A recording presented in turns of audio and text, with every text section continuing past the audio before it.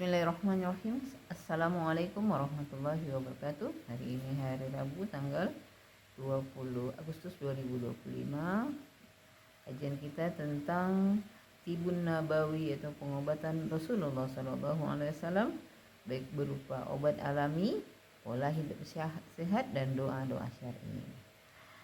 Dasarnya Allah berfirman, dan kami turunkan dari Al-Quran sesuatu yang menjadi penawar dan rahmat bagi orang-orang beriman. Quran Surat Al-Isra 82. Rasulullah SAW juga bersabda, sesungguhnya Allah tidak menurunkan penyakit kecuali menurunkan juga obatnya. Hadis riwayat Bukhari Muslim. Nah, pokok-pokok apa saja yang ada di Tibun Nabawi, baik berupa makanan, minuman sehat.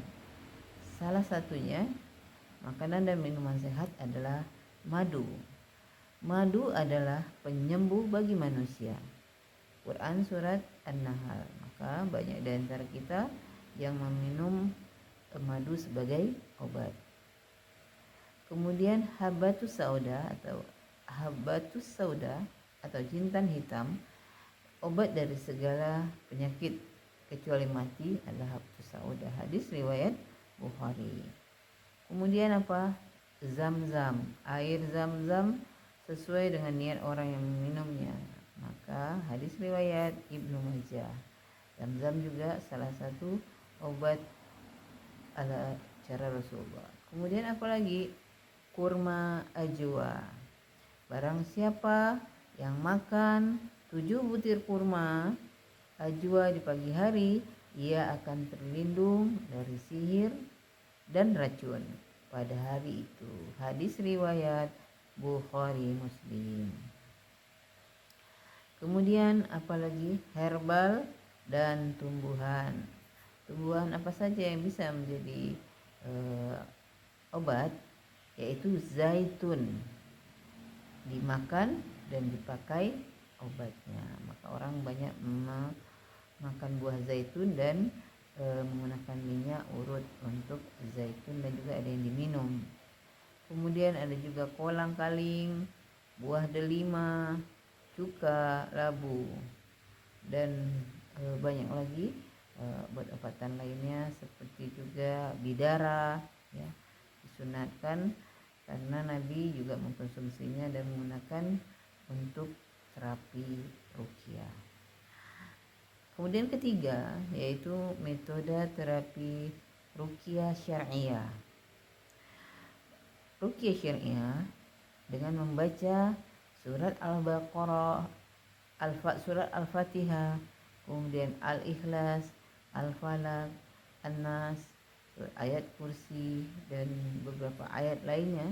Digunakan metode dibacakan kepada si sakit, kemudian dijadikan obat penenang untuk jiwa yang sedang dalam keadaan gelisah, galau, dan lain sebagainya. Kemudian dengan terapi bekam atau hijamah, Nabi sangat menganjurkan kita berbekam untuk mengeluarkan darah-darah kotor yang ada di dalam tubuh kita. Kemudian kai atau terapi besi panas, jarang tapi ini dipakai. Nah, yang keempat adalah pola hidup Nabi Muhammad SAW, yaitu makan secukupnya, sepertiga makanan, sepertiga air, sepertiga nafas. Jadi makanlah sebelum lapar dan berhentilah sebelum kenyang. Tidak tidur terlalu malam atau bangun sebelum subuh. Jadi kita sebaiknya jangan terlalu larut tidurnya dan bangunnya sebelum subuh.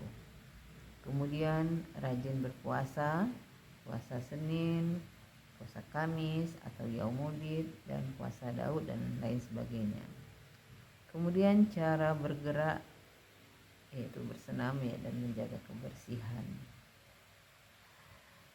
Cara belajar Tibun Nabawi, yaitu belajar dari hadis dan sahih, yang sahih yaitu hadis Bukhari, Muslim, Sunan Abu Dawud, Ibnu Majah dan lain sebagainya.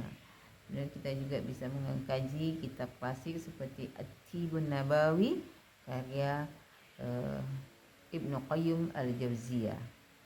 Kemudian menggabungkan ilmu herbal modern agar sesuai dengan ilmu medis sekarang ini. Kemudian praktek sederhana di rumah, misalnya membiasakan minum madu di pagi hari, minum air zam-zam ketika ada, kemudian memakai minyak zaitun ketika berbekam, dan terakhir mengutamakan doa dan tawakal, sebab kesembuhan sejati datang dari Allah, bukan dari obat.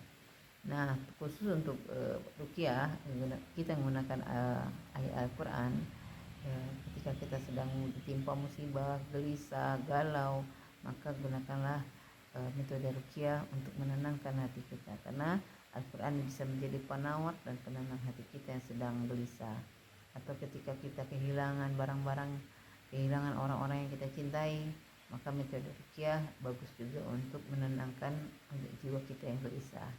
Kemudian orang-orang yang tersumbat atau kena jin, dan juga orang-orang yang belum punya anak bisa diruqyah, dan banyak itu yang berhasil. Dan rumah-rumah atau apa ya yang seram, menyeramkan, maka sebaiknya digunakan terapi ruqyah. Jadi apapun penyakitnya, ruqyah bisa menjadi salah satu solusi untuk menjadi obat penenang. Dan maksudnya bahwa Al-Quran ketika dibacakan menjadi obat bagi jiwa-jiwa kita yang gelisah, agar menjadi tenang dan kembali kepada Allah Subhanahu wa Ta'ala. Semoga ini menjadi solusi untuk kita dalam mengobati diri kita, keluarga kita, dan saudara-saudara kita yang sedang tertimpa musibah. Karena Allah sudah memberikan obat setiap penyakit dalam diri kita, yaitu dengan Al-Quran. Tapi sangat sedikit orang yang menggunakannya. Mereka lebih banyak pergi ke dokter dan lain sebagainya, mengobat dengan cara metode kimiawi yang kadang-kadang bisa merusak organ-organ tubuhnya. Sementara Al-Quran menjadi solusi untuk membersihkan hati kita, jiwa kita, ginjal-ginjal kita, dengan tanpa meninggalkan bekas penyakit yang lainnya. Semoga ini bermanfaat. Assalamualaikum warahmatullahi wabarakatuh.